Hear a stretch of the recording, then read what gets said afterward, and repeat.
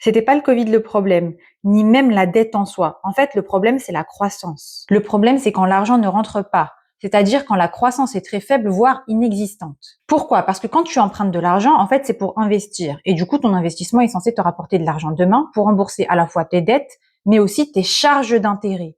Et en fait, la clé du problème, c'est dans les charges d'intérêt. On reprend l'exemple du restaurant et de notre fameux four. On a investi dans un four pour avoir plus de clients à la minute. Sauf que finalement, il n'y a pas tant de clients qui viennent. Ce qui signifie qu'il te reste ta dette, mais aussi les intérêts.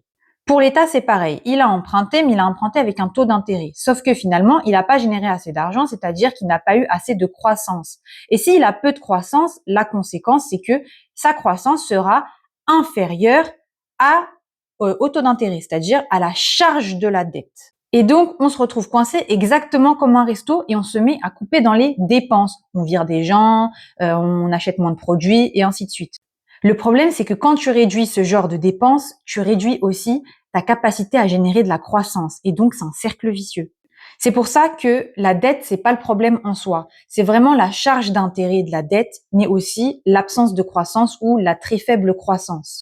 La question est donc de savoir comment générer de la croissance dans ce contexte. Parce que couper dans les dépenses, c'est aussi détruire le service public et ça profite pas à tout le monde.